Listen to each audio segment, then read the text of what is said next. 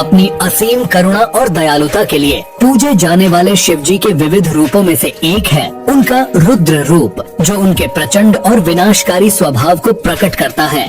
यह सर्वविदित है कि भगवान शिव की 3 आँखें होती हैं, जिसमें से उनकी तीसरी आँख विशेष रूप से सबसे विनाशकारी है। कहा जाता है कि जब महादेव अत्यधिक क्रोधित होते हैं तब उनकी तीसरी आँख खुलती है और इससे उत्पन्न ऊर्जा से बड़े असुर भी कांप उठते हैं। परंतु इस बात की जानकारी बहुत कम लोगों को है कि आखिर भगवान शिव को यह तीसरी आँख कैसे मिली थी। महाभारत के छठे खंड के अनुशासन पर्व में भगवान शिव के नेत्र की एक अत्यंत रोचक घटना का वर्णन है। इस अध्याय में महर्षि नारद शिव और पार्वती के बीच हुई एक विशेष बातचीत का विवरण प्रस्तुत करते हैं। इस घटना का समय वह था जब भगवान शिव हिमालय में निवास कर रहे थे और उनकी सभा देवताओं, ऋषियों और अन्य प्राणियों से गुंजायमान रहती थी। इसी सभा में एक दिन माता पार्वती उपस्थित हुई। खेल की भावना से ओतप्रोत होकर माता पार्वती ने एक अनोखा कार्य किया। उन्होंने भगवान शिव की दोनों आँखों को अपने हाथों से ढक दिया, शायद एक साधारण लुका छिपी के खेल के रूप में। किंतु इस नटखट लीला का परिणाम कुछ ऐसा हुआ जिसने सभी को चकित कर दिया। जैसे ही माता पार्वती ने शिव जी की आँखों को ढका, सृष्टि की सारी प्रकाश व्यवस्था ही बाधित हो गई। संपूर्ण ब्रह्मांड अंधकार में डूब गया, क्योंकि शिव जी की आँखों से निकलने वाली ज्योति ही इस सृष्टि के प्रकाश का स्रोत थी। जैसे ही माता पार्वती ने भगवान शिव की आंखों पर अपने हाथ रखे, अचानक सारी सृष्टि में घोर अंधकार छा गया। सूर्य की रोशनी मानो निगल ली गई हो और चारों ओर एक अजीब सी विपदा का संकेत हो गया। चिर परिचित दिनचर्या में व्यस्त जीव जंतु अचानक अस्त व्यस्त हो गए।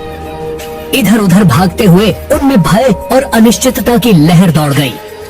सभी के मन में यही विचार आ रहा था कि क्या संपूर्ण सृष्टि का विनाश निकट है। इस अचानक उपजे संकट को देखते हुए धरती के पालनहार भोलेनाथ ने तुरंत हस्तक्षेप किया।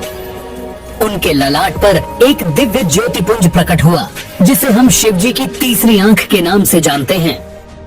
इस ज्योतिपुंज के उद्भव होते ही पूरी धरती पर फिर से प्रकाश फैल गया और जो अव्यवस्था फैली थी वह धीरे धीरे सामान्य स्थिति में आ गई। कुछ समय बाद जब माता पार्वती ने इस तीसरे नेत्र की विशेषता और उसके महत्व को जानने की इच्छा व्यक्त की, तब भगवान शिव ने उन्हें बताया कि उनके नेत्र सृष्टि के पालनहार हैं। उन्होंने समझाया कि अगर वह तीसरी आंख प्रकट न करते तो सृष्टि का संतुलन बिगड़ जाने से विनाश अवश्यंभावी था। इस प्रकार भगवान शिव की तीसरी आंख का न केवल विनाशक शक्ति में बल्कि सृष्टि के पालन और संरक्षण में भी महत्वपूर्ण स्थान है। भगवान शिव का तृतीय नेत्र यानी आज्ञा चक्र, जिसे कुंडलिनी योग में छठा चक्र भी कहा जाता है, हमारी अंतरात्मा का एक दिव्य प्रतीक है।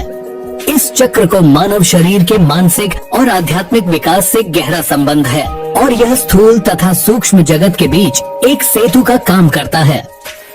इस आज्ञा चक्र की स्थिति हमारे मस्तिष्क के बीचों बीच होती है और इसकी उपस्थिति एक पेन की नोक जितनी छोटी किंतु अत्यंत प्रभावशाली होती है।